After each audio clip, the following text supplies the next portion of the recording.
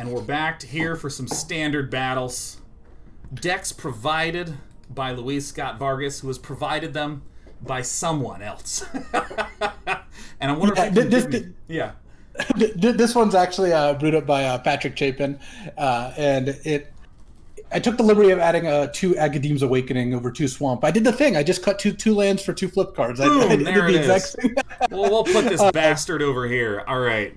So let's... Yeah, this actually did remind me when I was looking at the deck list laid out, it said 20 lands, and I'm like, 20? Oh, it's actually kind of tough. It's actually 25 lands because it has 5 flip cards. Is the Hagra Maulings and the Jwari Disruption are also all lands. Here's the Jwari Disrupting. Where's the Hagra Mauling? It's the 4 cost card. Yeah. Oh yeah. Oh, this is terrific. Let's just scoot all of our lands together, make them all friends, and let's talk about the dead basics of the list. I mean, it looks like you looked up Rogue and put in a lot of the good ones. Yeah, it's so there are some good payoffs for your opponent having 8 or more cards in your graveyard. Thieves Guild Enforcer is not only one of those payoffs, but it also gets you there really quickly because it mills 2 immediately, and then every time you play another rogue, it also mills 2. So it gets them to 8 cards like almost on the spot, and then from there all your cards kind of get activated here. And then here, Merfolk Windrobber, one of the new ones. Again, it's just a nice, flying 1/1 in blue has typically been pretty strong. Has been relevant in a lot of various decks, but the sack to draw, if there's enough in the graveyard, is just so sick. That is so nice. Yeah, you can't even remove it easily. I also like it with Agadeem's Awakening. That was part of the reason I wanted to have that card in, the triple black X card. Yeah. Because that brings back creatures with different converted mana costs, X or less, and having more 1-drops means you can play this for even just for 5 mana, you can get back a 2-drop and a 1-drop, or 6 mana, you get a 3/2/1, and that's pretty sweet. So if we move on to the 2-drop list, there's the card that I will never be able to say without tripping over my words. It's the Soaring Thought-Thief. There's always one in every set that just ruins the mouth. The Flash Flying 1/3 with the crazy strong, as long as your opponent has 8 or more in the grave, rogues get +1/+0. And as it turns out, all the cards of the past that you never thought about the creature type of, they're rogues. Like Brazen Borrower. It's a rogue. Exactly. Who knew? Nighthawk Scavenger. You were even talking about all the rogueness of it, and this is a very roguelike deck. So we've got the Soaring Thought-Thief. Its +1/+0 ability is going to be on a lot, which means that your rogues are going to hit pretty hard. And because of the last ability, whenever one or more of your rogues attack, your opponent mills 2. If you just go turn 1 Thieves Guild Enforcer, mill 2, turn 2 Thought Thief, mill 2 off the Enforcer, attack with the Enforcer, they're at 6 cards milled already by turn 2. It's just not hard to animate these things, and that makes some of your other cards really good, like Drown in the Loch and Anticognition. Yeah, and I want to come to those in a second. The other rogue is the Acquisitions Expert that we talked about. So, I mean, you have 16 cheap creatures right off the bat being able to just cause discards or mills in some various fashion, but Anticognition, oh, that's right. This is the insane counterspell. I mean, this is ridiculous, where you just counter a spell, period. Yeah, and that's great too.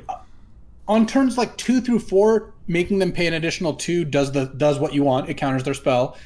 And then, because of the way this deck works, it just becomes a hard counter very quickly after that. I really like Anticognition. Yeah. It's a cool design too. I also, in terms of just 2-mana counter spells, you have a pair of Anticognitions, you have a trio of Drown in the Lochs, which can also function as removal, and a pair of Lofty Denials.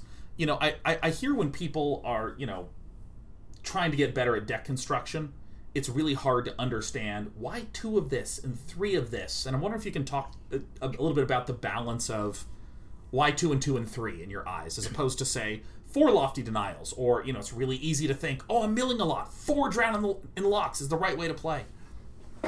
So I think an important part is Anticognition, Lofty Denial, and Drown in the Loch are all situational. There's going to be situations where, Anticognition doesn't counter their spell because they have enough mana, or they're playing something that isn't a creature or planeswalker. Yeah. You don't have a flyer, so Lofty Denial isn't really on. Or you haven't milled them much, less likely in this deck, which is why there's more Drown in the Lochs, but it can happen. So you don't want to end up in a spot where you draw, say, 3 copies of Lofty Denial with no flyers. By splitting them up, you lessen the chances that you end up in the spot where you draw multiples of the cards in the wrong situation.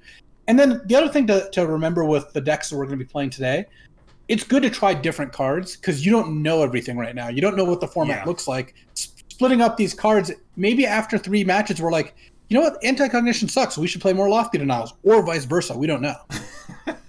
So Zareth San is utilizing a mechanic in secret from times of old called ninjutsu, which is basically where you can swap out one of your creatures for this bad boy. So that's this first block of text. Pay 4, return an unblocked attacking rogue you control to its owner's hand. So let's say I swing with the Soaring Thought-Thief. No one blocks it. I can then pay 4 to swap Zareth San in. And then if Zareth San deals combat damage to a player, you can put a permanent, any permanent, it could be land, it could be a planeswalker, it could be a huge creature, put any permanent from their graveyard onto the battlefield under your control. This card seems absolutely insane. I mean, Zareth San is the reason that you can afford to put Merfolk Windrobbers in your deck. Because that combination is so powerful, it's kind of subsidizing your cheap evasive creatures. Like, this is the payoff. The payoff for playing all rogues isn't the Soaring Thought-Thief, as you call it. It's Zareth San, really. And Zareth San is a really strong card. Also, it works really well because you've probably milled them for 6 to 8 cards, so you're going to have your pick of the litter when it comes to what you bring back into play. And it's remarkable just to look at this spread that, like, this is a lot of creatures. I mean, this is just a lot. Like, 28 creatures, 10 instants, 2 sorceries.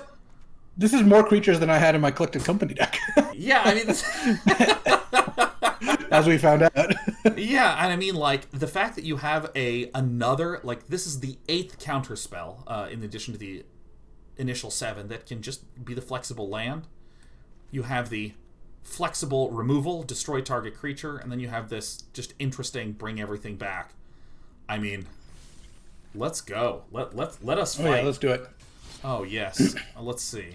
Also worth mentioning as we're getting into the round is Nighthawk Scavenger doesn't really do too much cute stuff with the rest of the deck. It is a rogue and it cares about the graveyard, but stuff like Brazen Borrower and Nighthawk Scavenger are just really powerful cards that can win games by themselves, which is a good thing to have as well. Yeah, I mean, getting down like a 5/3 flyer after you've kind of run out of steam still can end the game almost immediately.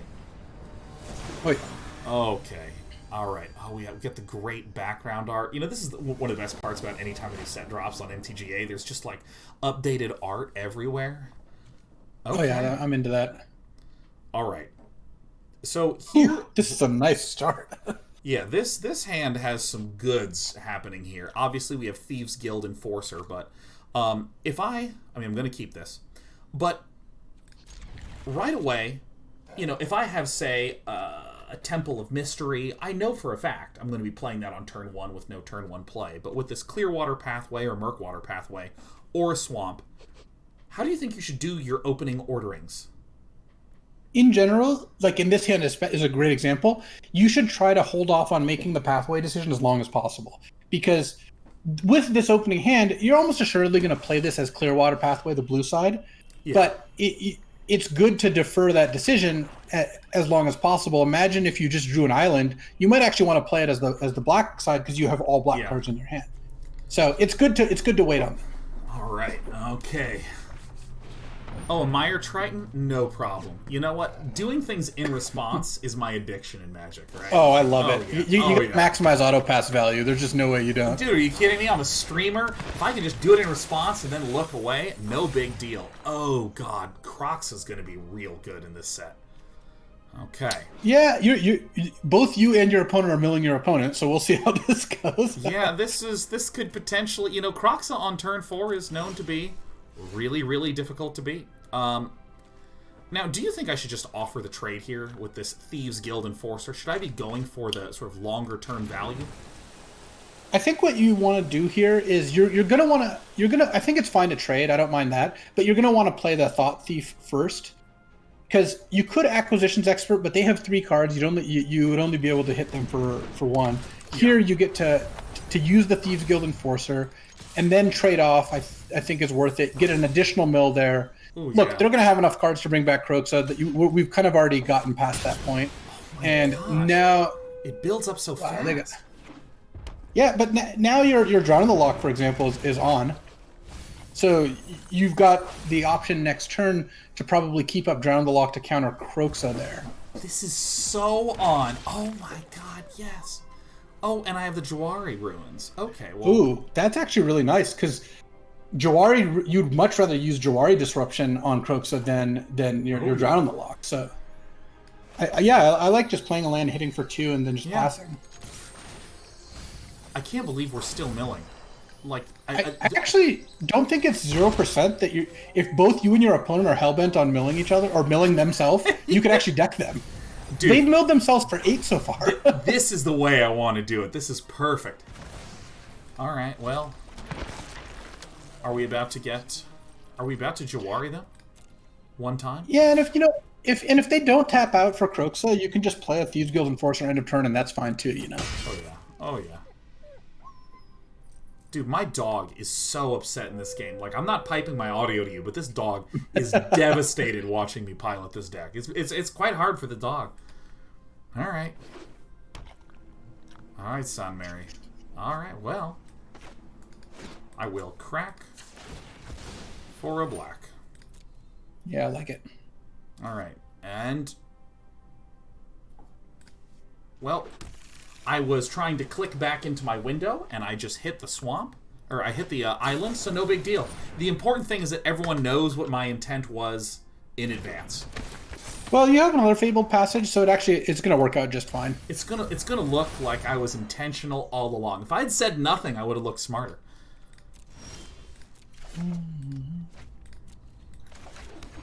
So, in this position, let's see...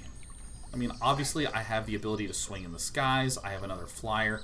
Oh my gosh, and yeah, it's a Merfolk Rogue, so this is going to make it a 2-1. That is... I mean, that's just insane. I think I like playing Acquisitions Expert and making them discard one of their cards. Oh, and then you'll have 2 counterspells up for next turn. Yeah. Yeah. And you can still get them in the air with Soaring Thought-Thief. You need to draw the rare, the ninja dude. Yeah, Zur. One of the Zords. I don't remember what the name is. All of the lore in my mind, I'm starting to pull up like Power Ranger names. Like other things. Yeah. It starts with a Z. And Zareth San. Zareth San. There it is. Thank you. All right, well, we're still getting to peak. The only thing that's a little unfortunate is Acquisitions Expert. I don't think can actually make them show you more than 1 card ever, but that's okay. Yeah, I like this attack. I wouldn't trade the Enforcer here. How many cards are they down to? They're down to 30 cards in main. Okay, well, dude, half I actually don't think it's impossible. Yeah. All right. Well, I mean, they are going to get. They are going to get back Kroxa every turn. That is kind of annoying. I mean, what can you do? That's why we need Zareth San, huh? Yeah. I mean, filling up the bin against a Kroxa deck is a little painful. And is it Kroxa or Kroxa? Because I heard you say Kroxa, and Marshall Sutcliffe also says Kroxa, but I say Kroxa. I think we're probably right. I don't know. I was just saying that. I mean, as a speaker of the word Kroxa, I feel like I'm super correct. Oh my gosh, look at this counter spell unless opponent pays 1. Oof. Yeah, love it. You love to see it. Just some that's some good bone crushing right there. Oh yeah. And look, and there's oh man, yeah. Nighthawk Scavenger. See now you can just drop that thing. Oh my gosh! And look, I even have this guy. Yeah, I would just play out all your cards. Like if they play a Kroxa and make you discard two your Drown the Loch, who cares? Your Nighthawk Scavenger's gonna outrace them easily. I think you could send in the Acquisitions Expert as well. Yeah, so I wouldn't attack with the Enforcer. This is whenever 1 or more rogues you control attack, each opponent mills 2. So this isn't each right. It's not gonna. Yeah, it's not gonna turbo mill them, but it's gonna go pretty well for you. Oh my god! Oh my Nighthawk Scavenger. Look at this. It's a 7/3. It's a 3-mana 7/3 flying lifelink Death Touch. The Death Touch may be a little redundant here, but the rest is pretty nice. Yeah, I mean, this is one of the rare decks in which there actually is one of each type. I mean, where's the artifact in here? Yeah, they have enchantments. Oh no, that's right. It's 1+, so there's 6. Oh yeah. All right. Well, it looks like. All right. Well, they got their Kroxa here, so they're gonna get your card. And I guess they can counter this by like. You could technically sack the Windrobber to draw a card, and keep Drown the Loch, but that might be worth it. You know, I mean it's cool that it is a play that exists. Yeah. So we're absolutely going to keep it. That's the play of the day. Yeah, I mean that actually worked out pretty nicely. You'd much rather have a Drown the Loch than a Temple there. All right, where there's a mill, there's a way down to 20. Yeah, just abruptly, suddenly swinging out for like 10 in the skies is pretty good. Oh yeah. So I'm going to put a stop here and probably, plausibly, just drown in the Loch right when we go to declare attackers before the swing occurs. Well, yeah, you don't want to let them attack with their Kroxa. Oh man, dude, look at how huge this is. I mean, okay, I just want to note, we did not do anything too spectacularly out of control. Yeah, they have 2 cards. You could actually just let them attack with Kroxa and then do the Windrobber thing again, because you have lethal with your 2 flyers, and if you just have a counterspell up, there's just not much they can do. They didn't. So you do want to sack the 2/1 first. Oh, they didn't even attack? Didn't even attack, yeah. You juked them. Yeah, I know. Woo! Look at me. That's right. See, that's a call. See, I would have absolutely bopped this guy. Well. Wow, Nighthawk Scavenger is gonna do the trick, and their Kroxa did not really do much. Okay, so we didn't do almost anything dramatic, and they have like 40 cards in the bin. Yeah. This is great. It was a team effort. You and your opponent both worked hard. Yes. Oh, just smashing down Kroxa. I'm in love with Nighthawk Scavenger. This card is looking really good to me. This card hits. Well, I'm going to go ahead and hit the queue up again button. We'll try to play 2 or 3 matches before we switch to the other one.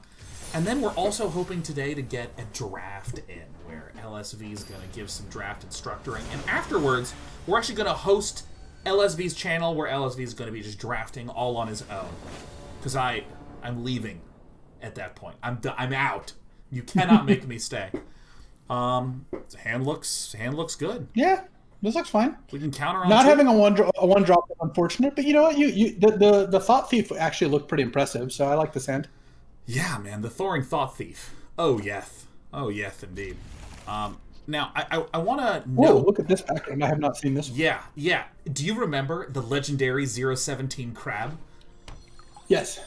This is the back of that crab. See, look. Look! Yeah. You get to the Clearwater Pathway can play your rogue on turn 1. Oh, that is awesome. You drew a 1-drop. Oh, Merfolk Pathway time. Let's go. Let us. Dude, these lands have worked out nicely. We're on the back of the crab here? Yeah, because you're focusing on the lands and the plays and all the different things we can do, and I'm just like, and look, you can see his claws. It's Crablar.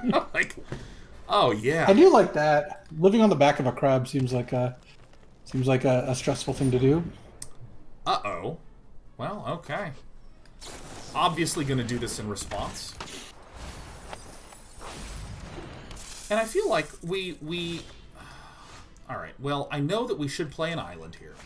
But the question is, for a Gruul deck with landfall, do we want to Soaring Thought-Thief, offer the trade, and then rely on our counters later on? Or do we want to try to just wait with a Lofty Denial and Thought-Thief defend against a swing back? I like your initial play of playing the Thief and then attacking with the Enforcer. There's no way they're going to block here. And then, because the thing is, if you leave up Lofty Denial, it's only for 1 right now. You don't even have a flyer. And you have Brazen Borrower in hand, so if they play something, you can always just bounce it. Whoa, is that a Uro and Genesis Ultimatum? Didn't we mill up Plains earlier? All right. I don't know what's going on here, but I like it. Oh my god, we also have a Shatter Skull Smashing. We're going to run Fabled Passage, basic lands. We're going to do all sorts of pathways. We have Lotus Cobras for mana fixing. Chat points out they must be playing the new 4-color Omnath. That makes a lot of sense. Oh my god, Cheeto Fingers now has his hands in every snack on the buffet. I hate this new Omnath. I think it's a bad Omnath. We don't want to run it. I mean, if you want to run it to be awesome, okay. Okay, that's fine. It also has been brought to my attention that Soaring Thought-Thief has Flash, so Oh yeah. In this particular case, we could have actually waited. Though you did get the extra attack trigger, but now next turn I think leaving up Denial plus Brazen plus Thought-Thief has got to be the right play. I mean that seems so good to have 2 Thought-Thief. Do they have another play after using Cultivate? That would be unfortunate for you. I mean, listen, I'm the luckiest Magic player in the world. There's not a chance. There's not a chance. This is one of the reasons we have your deck. We are tied. Wait, what'd you say? I said we are tied. We've played twice, and we're currently 1-1. Oh yeah, that's right. Because it was Spell Slingers and then Pro Tour Dragon's Maze. When we were both 1-3. Yeah. A banner day for all of us here. Oh man. Well, I mean, I'm gonna play the one land that we have. Let's take a peek at what's on top. I think I would like another island. That seems. Yeah, I think lands are actually fine here. And let's see. We have some choices. I think offering the trade comfortably versus the Lotus Cobra seems fine. Yeah, I like that. We're just gonna leave up some stuff because we have our Lofty Denial. We have our Drown in the Loch. Yeah, they're both basically hard counters right now. Also, your Thieves Guild Enforcer's a 4/2. This has been a really efficient card. Drawing that on turn 1 made this whole draw so much better. I mean, it's insane to me that a Thieves Guild Enforcer plus a Thought Thief is 6 damage a turn almost immediately. With Flash. I mean, it's delightful. How big is the Nighthawk Scavenger? Does it show you in hand? It probably does, right? Oh, yeah, it's 4/3. Yeah, it's a 4/3. I like this. Yeah, this card is looking pretty good to me. Wow. And I mean, honestly, the construction of this deck is not even that complicated, right? You look up Rogue, you put in the good rogues, and then you put in some counterspells. Yeah, and there you go. Esports in action. All right, Pina Vip. So they have 6 mana. How many cards are in their graveyard? It looks like just a grip, right? It's a ton. We got 10. Yeah, 10 so maybe this deck does want 4 Drown in the Lochs. Well, you probably don't want to let them cast Uro. Well, then, I mean, after casting the Uro, they have 4, so we can counter this. Do we want a Lofty Denial, or do we want to Drown in the Loch? I like Lofty Denial, because I think Drown the Loch is going to be just better later in the game. I don't know, it's kind of close, but you're milling them for so much. Yeah. One of the trickinesses is that if Villain is able to just play more lands, get more blue mana, then all of a sudden, you know, our opponent is down to 0 cards in the bin by just eating them up with Kroxa. Yeah, I feel like we just smashed the Night Pack. Well, excuse me. I kind of like just playing the Thought Thief, because that mills them for 2, lets you attack, mill them for 2 more, and then they'll have 8 cards in the bin, so your rogues will all get +2/+0, and then next turn you just counter whatever they play, and they're presumably dead to your mill cards or to your flyers. These are great lines you're pointing out. The play the Flash thing before combat, because I mean, look at they were at 5 in the bin, and now they have 11. This time I actually remembered it had Flash. I didn't know it had Flash the last time. So we're getting better with the deck. We're studying and growing stronger. Oh my gosh! Soon enough, we will rule the backs of all crabs in the land. They're probably just going to go for a Genesis Ultimatum here, and you're going to counter it and end the game. But we'll see. It feels like the thing to do. Okay. Oh yeah. And at some point we're gonna get Zareth San and actually like hit them with that thing, but you know we haven't done that yet. Gosh, well, I mean, we're gonna gotta queue up one more time. You know what I mean? Oh, we're gonna have to. We gotta do it. Oh, time permitting. I hope, man. All right, come on, Pina Vip. Sean, do you know when Zendikar's out on Arena like widespread? Is it tomorrow or Friday? It's definitely on the 17th. It's definitely tomorrow. But the question is, what time? God, I think it's in the morning PST. I think it's like 8 a.m. PST. Yeah, it looks like chat said 8 a.m. Pacific. Okay. So. Wow. And chat's never lied. I have never had anyone in my chat ever be wrong, in particular about when there's lethal. Yeah, of course. Oh my god, it's Shatter Skull smashing. Okay. Yeah, I like that. Counter target spell, clicked. Whoop. Smashing did happen. we can verify that. Wow. I mean, you just get so many damage bonuses so fast. I mean, the counter to this is going to be to play a Tormod's Crypt and nuke your own graveyard. Yeah. Yeah. I will say that these games would be a lot harder if you didn't lead with the Thieves Guild Enforcer on turn 1, but so far you're 2 for 2 on that. So yeah, this is one of the skills that I like to bring. Anytime I'll watch someone play this in the future, say, just draw the thing on turn 1. It's not a big deal. Yeah, it's easy as pie. Man, that one little flying rogue just kind of being this weird fringe card that gets a bonus from other rogues. Uh-oh, we lost you. Did you minimize yourself? Hold on. Oh, welcome there back. It's so good to see you. Oh, ooh. Mike, dude, Thieves Guild Enforcer, Jwari Disruption. Oh, yeah, you love to see it. Oh, this is great, because even though Acquisitions Expert only makes them reveal 1 in this deck, getting to play them on turns 2 and 3 really kind of stacks up nicely. Though we'll see whether we leave up the counter or not, depending on what they play. You are on the draw here, unfortunately. Well, this is a balance technique as well. You put the best deck on the draw. Oh wait, no, you are on the play. Never mind. Oh, this is a balance. Very technique, smart. Put the winning deck on the play. No big deal. I mean, it's kind of remarkable how we have not yet gotten to play Zenderbender, Turman. What's his name? 4/4 flying ninjutsu. Zareth San. Zareth Ooh, San. let that resolve first. This is the one time I don't advocate slamming the Enforcer, because look, they scry to the top, and now you're going to get to just rain on their parade. Good instincts eventually kick in. All right, let's... Yeah. Where there's a mill, there's a way. There we go. And let's go ahead and just play the clearest Clearwater Pathway there ever were, and yeah, really straightforward plays. Smash Acquisitions Expert. There's just not that much they're going to play on turn 2, probably. Oh, it looks like they're playing a party deck. Oh. Yeah, let's get rid of Linvala, huh? Yeah. All right. That was their worst card? Okay. They must have multiple copies of it. That's really the only way that makes sense to me. Yeah. Or they put this in their deck, hate it, forgot to board it out in between matches, and now that it's there, they're just pitching it. Alright, another temple. All good. Man, there has been a lot of tiny work done on the interface. This is nice. So, this is a little unfortunate where, you could play an Acquisitions Expert, but... Oh, I think it's probably worth playing it. Yeah, you just have so many counters in hand. You can also play the Jwari Disruption as a land. That's probably pretty good. Yeah, I mean, this is what I think makes sense to me. We play this. We can leave this back, or we can draw and have counterspells up every single turn. I kind of like playing the Expert because it'll mill them for 2 and then also make them discard. Yeah. So then now your Thieves Guild Enforcer can attack for 3 here.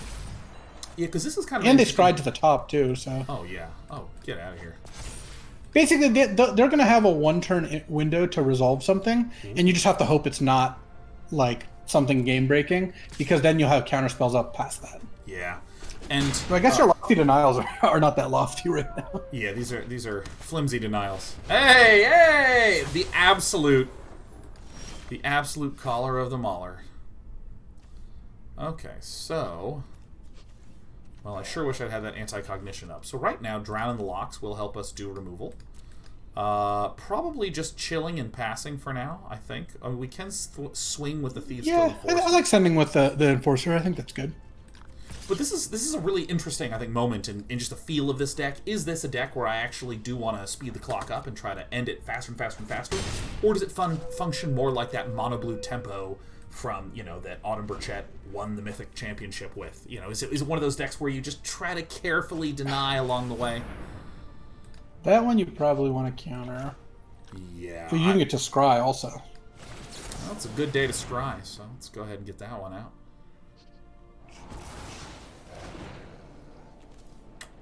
Probably don't need this Merfolk Windrobber. Second land? Nah, I don't think you want the island either. Yeah. You're really looking for Zareth San here. Which, granted, you can't cast with the number of lands you haven't played, but I still think you want to find one sooner rather than later. You're not doing that much here.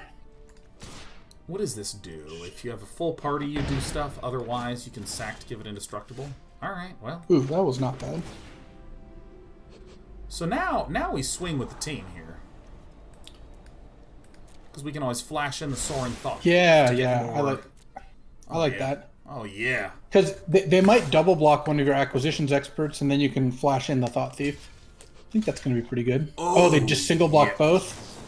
Oh, this is going to be good. Yes. Instant Speed Lord is really nice. Oh, man. The trivial ease with which you have 8 in the bin to proc roguing is extraordinary. Yeah, no, this deck gets there very quickly. I mean, this is insane. If they don't do something really good this turn, you're going to have double Lofty Denial for 4 up, which is going to be pretty nice. Oh my god. Well, okay, so I guess I just kill this. If they sack Linvala, what does it do again? You can give everything hexproof or indestructible. Oh, okay. Yeah, I think it's probably worth just casting Drown the Loch on Linvala here. I think that's fine. So if we swing out, that's 1, 2, 3, 4, 5, 6, 7, 8. They're gonna give indestructible. Yeah, we're going with the team here, man. Yeah, I think this is good, because they get to eat your 4/2 for free, but they take 6 going to 3, and then you've got a Lofty Denial to counter whatever they play next turn, and then feels good. And that should be, yeah, you just counter whatever it is. Woo! Now you can swing for the fences. They got to have a 1-dropper or... Oh, no, they had a 1-drop. Well, it's going to be fine still, because you just get to attack with the Thought Thief, put them to 1. No, we're going to get... And then still have a counter. Yeah, I like that. Yeah, I don't see a reason not to. Yeah, and see, what I was going to say is we're going to get the Z-Man, our ninjutsu king, swinging. That's the right way to close it out. We did it. We hurt someone. We hurt someone today, Luis. There we go. Now, sick. That deck was a lot of fun. And it is fast. I mean, I even think with Uro, how you actually had to do some work to get 5 cards in the bin to be able to escape Uro. But I mean, this deck, it felt trivial to just fill up the opponent's graveyard the entire time. That was